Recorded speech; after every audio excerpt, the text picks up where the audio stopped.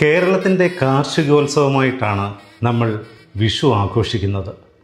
അതിനുമപ്പുറത്ത് മറ്റൊരു പുരാണ കഥയുണ്ട് വിഷുവിനെക്കുറിച്ച്. നരകാസുരനെ ശ്രീകൃഷ്ണൻ വധിച്ചതിന് ശേഷം എല്ലാവരും ആഘോഷിച്ച ദിവസം. നരകാസുരൻ എല്ലാവരെയും വെല്ലുവിളിച്ചുകൊണ്ട് നടക്കുകയാണ്. ദേവന്മാരെ തകർക്കുകയാണ് നരകാസുരൻ്റെ ലക്ഷ്യം. 16,000-ഓളം സ്ത്രീകളെ അവൻ ബലമായി അടിമകളാക്കി വച്ചിരിക്കുകയാണ്, തുറുങ്കിലടച്ചിരിക്കുകയാണ്. ശ്രീകൃഷ്ണൻ തൻ്റെ ഭാര്യയായ സത്യഭാമയോടുകൂടി നരകാസുരനെ വധിക്കാൻ പോവുകയാണ്. സത്യഭാമ ഭൂമിദേവിയുടെ അവതാരമാണ്. നരകാസുരനാകട്ടെ ഭൂമിദേവിയുടെ പുത്രനുമാണ്.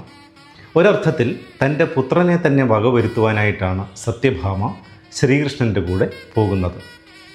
ദേവമാതാവായ അതിഥിയുടെ കുണ്ടലങ്ങൾ ഇവൻ അപഹരിച്ചു വച്ചിരിക്കുകയാണ്. ദേവേന്ദ്രൻ്റെ വെൺകൊറ്റക്കുടയും നരകാസുരൻ കൈക്കലാക്കിയിരിക്കുന്നു. നരകാസുരനെ എങ്ങനെയെങ്കിലും ഇല്ലാതെയാക്കണം. കൃഷ്ണൻ സത്യഭാമയോടുകൂടി നരകാസുരൻ്റെ രാജ്യത്തേക്ക് പുറപ്പെടുന്നു. അവൻ്റെ കോട്ടയ്ക്ക് കാവലായി മുരാസുരനുണ്ട്. കോട്ടയ്ക്ക് ഒരു മാന്ത്രിക വലയം മുരാസുരൻ തീർത്തിരിക്കുകയാണ്. ശ്രീകൃഷ്ണൻ പാഞ്ചജന്യം മുഴക്കുമ്പോൾ ഈ മാന്ത്രിക വലയം ഭേദിക്കപ്പെടുന്നു. അവിടെ അവൻ കരുതിയിരുന്ന ആയുധങ്ങളെല്ലാം തകർക്കപ്പെടുന്നു. അതിനുശേഷം കൃഷ്ണനും സത്യഭാമയും നരകാസുരനെ വലിയ യുദ്ധത്തിൽ കൊല്ലുകയാണ്. 16,000-ഓളം സ്ത്രീകളെ മോചിപ്പിക്കുന്നു.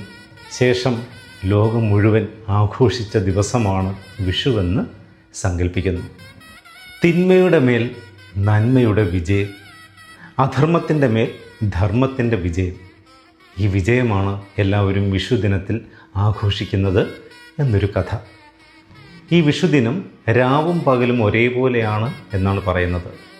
മേടമാസത്തിലെ കണിക്കൊന്ന പൂത്തുലയുന്ന വിഷു ദിവസം.